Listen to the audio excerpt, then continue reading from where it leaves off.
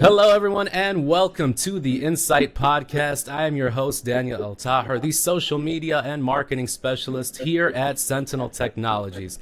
Today, I am joined by Sentinel's very own TAD team. That is TAD Technology Area Design. Welcome to the show, gentlemen. Thanks for having us. Thank you. With us today, we have Frank Kristoff, the team lead of TAD Solutions. Hello, everybody. Jim Michalik, the design consultant. Hi, everyone.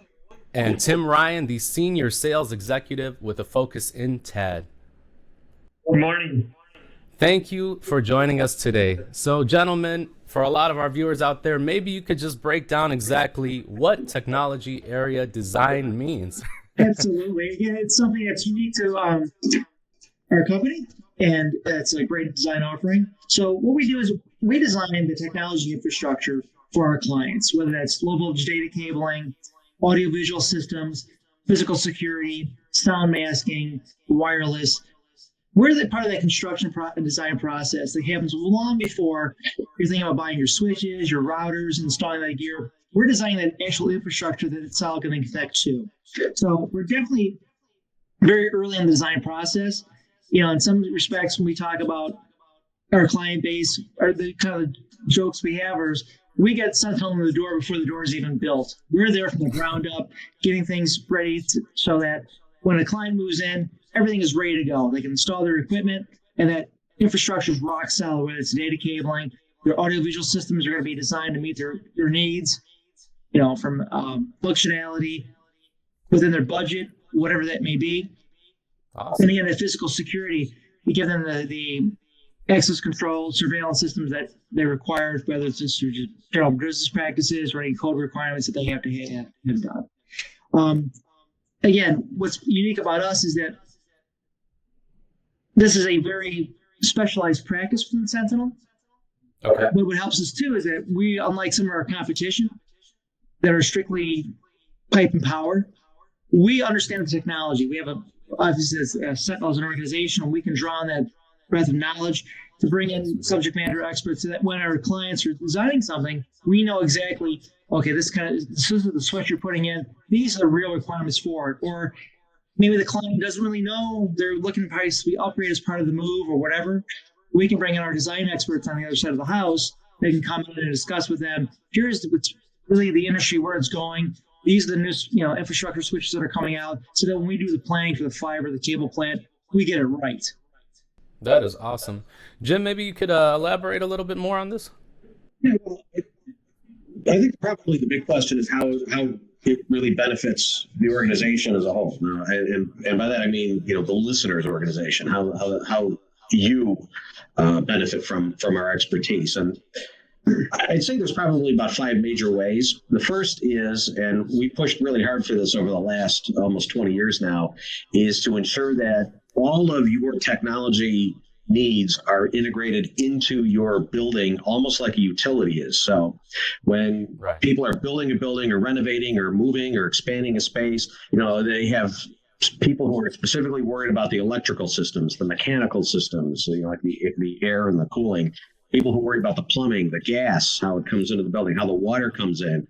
So you guys are involved from the early construction process, correct? Right up, absolutely, because that all has to be coordinated as it enters the building. And for the longest time, the industry kind of viewed technology as, well, it's just computers on desks and fax machines every so often. And let's give the IT team maybe the weekend before move-in to figure all that stuff out. We have pushed very hard over the years to make the industry realize you have to plan that very early in. There's cabling, there's conduit, there's power requirements, there's custom grounding requirements. AV infrastructure has to be put into the building, how the paging or sound masking systems all plug in, like Frank said. You have to view that from the very earliest days, or there isn't going to be time, money, or room to do this on your own. The second benefit we provide is that we're giving the project team a real solid set of drawings. So, you picture a construction site, you get the architect or the engineers out there, and they've got the big rolls of drawings that they roll out, and there's every floor and every room mapped out. We do that as well, and our drawings are part of that set. So the construction team is looking at the same drawings that the IT department wanted to see. So from the very first day, that's being put in and being put in correctly. and also specifications. Now, when you say specifications to the IT community, they tend to think of in the back of a product sheet, a data sheet for, here's the dimensions of the switch, here's the power it can produce, here's the number of users it can support for this. Construction specifications are much more important in that respect because they become incorporated in the legal contracts. So we write those for the IT department in the sense that here's how the systems have to be installed. Here's how they cannot be installed. Here are the products you may use. Here's the products you cannot use. Here are the techniques you may use. Here are the techniques that are prohibited. So that way, everybody is following the rules. Everybody on the construction process or site understands what these rules are, whether it's everything from door knobs to plumbing fixtures to the IT switches and to the computers on the desktops. And if I can interject here just for a moment, it brings up a good point because as Jim's describing what we do and how we do it in the depth of detail we get into, that's something that most IT departments, while they're extremely skilled at keeping their networks running and their storage and have a solid knowledge of their network, they've never dealt with that construction process before. And they don't know the level of detail they really need to have out there. It's one thing to say, well, I just want Cat 6 cable and 2 drops per location. Well, that leads to if you just put that on a piece of paper and give that to someone, well, that's so open to interpretation, you don't know what you're going to get. And if it goes in a bidding situation, you're going to have such wild variations. Our goal really is to eliminate that variation and make sure you're getting a solid system for the right price. To Frank's point, that's really the third benefit that we provide is that we serve as that bridge between the IT world and the construction world. So, exactly as Frank said, is that the IT department is going to be asked all sorts of really uncomfortable questions about power and cooling requirements.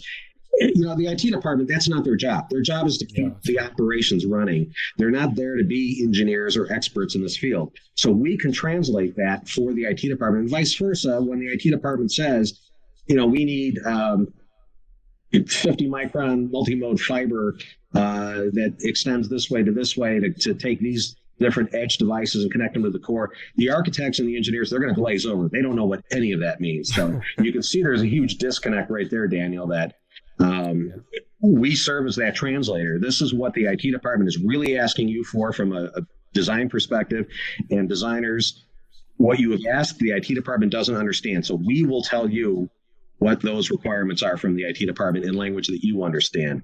Yes, instilling a very thorough plan in place from the groundwork, from the ground up. And that's very important. Yeah, like you said, saves time, saves money. And that's easily the fourth benefit that we provide is by eliminating that guesswork, by eliminating change orders and bidders not knowing what you mean. So they're going to just throw a pile of money called an allowance into the construction process. We're driving those costs down.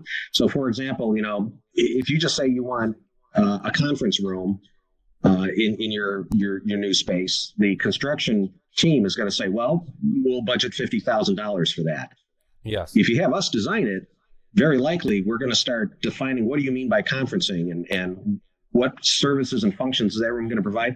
We'll probably pull that down to somewhere in the $29,000 to $32,000 range, which is money back in the organization's department.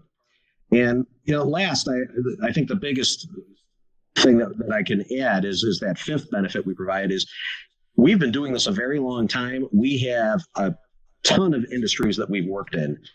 So whether you're, financial or manufacturing, legal, education, if you're in municipal or recreation, we can pull expertise from all those different industries. So, a couple of real quick examples is, maybe you're a financial organization and you have some sort of audiovisual need to have an instructor or maybe auditors walk around the space and wirelessly document what they see or what's going on.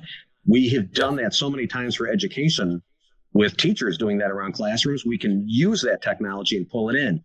If you're a legal company, maybe, a law firm, you're worried about security. Well, you know what? The manufacturing companies that we work with use this solution that works very, very well for that application. It's something the legal industry doesn't necessarily consider, but manufacturing uses it all the time. It's solid and it works. Let's use that.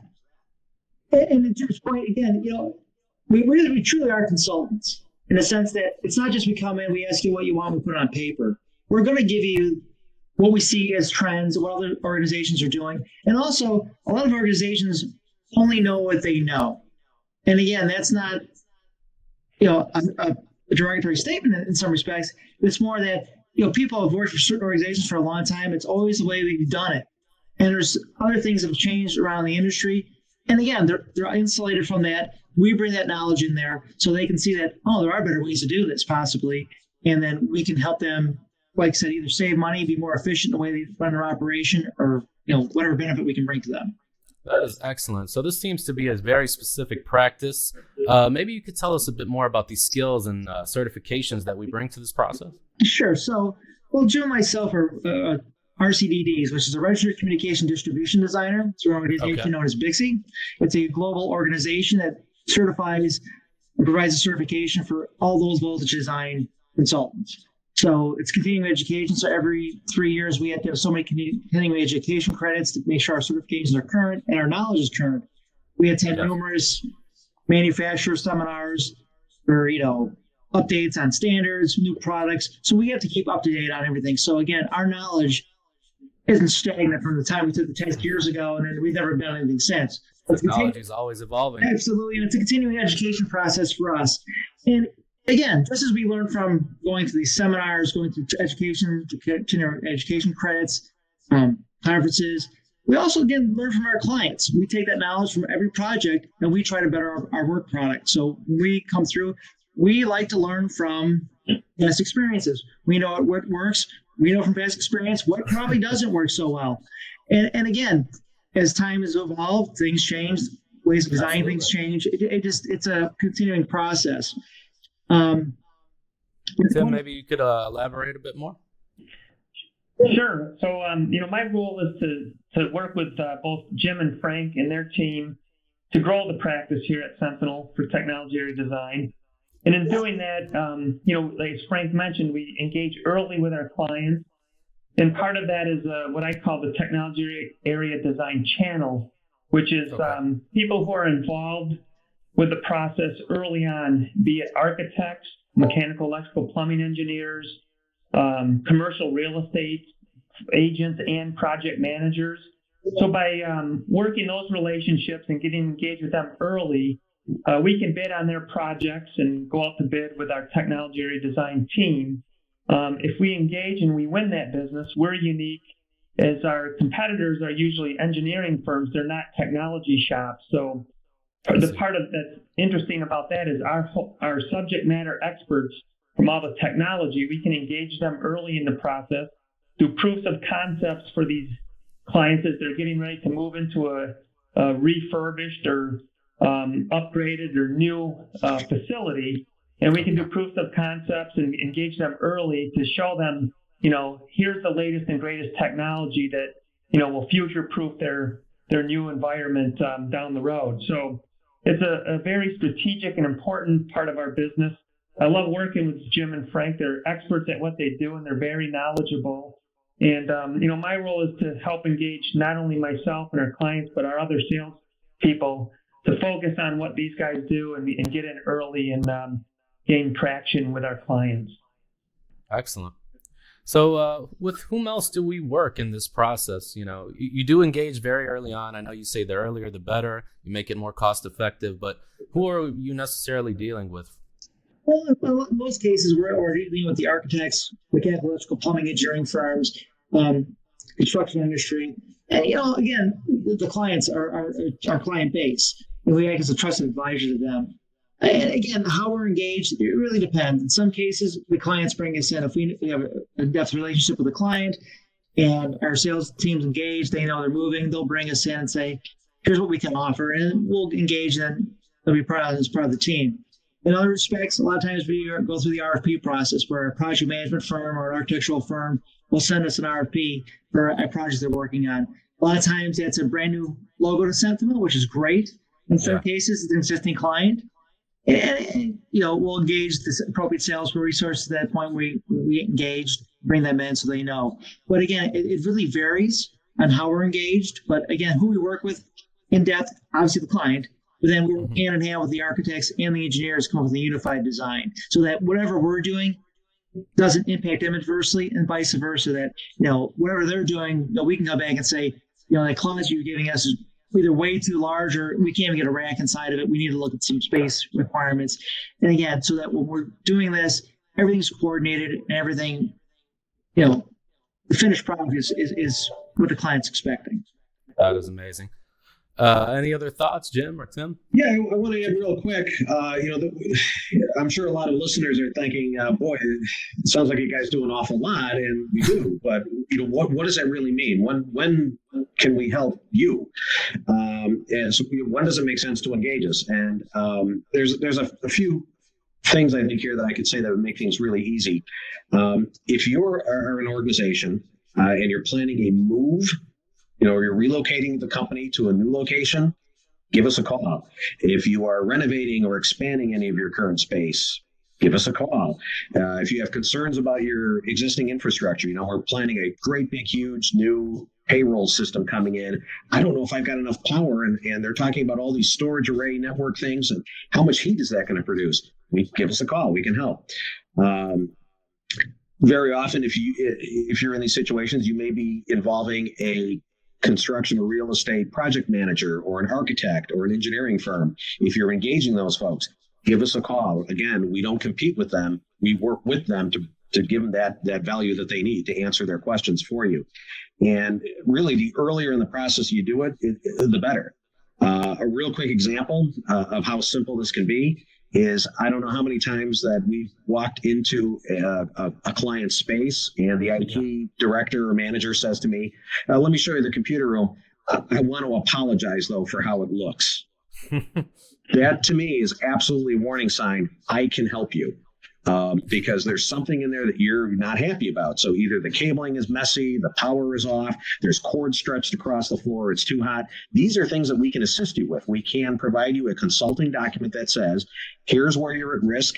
Here are the code violations that I can see. Here are the standards that are being violated. Here are the support and warranty requirements that are on the bubble here because you're not following best practices.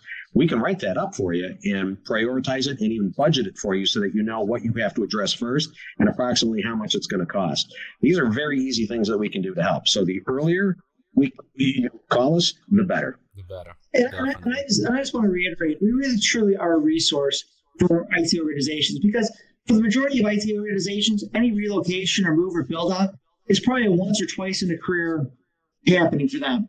This doesn't happen often for most organizations. Most organizations pick a building, they stay there.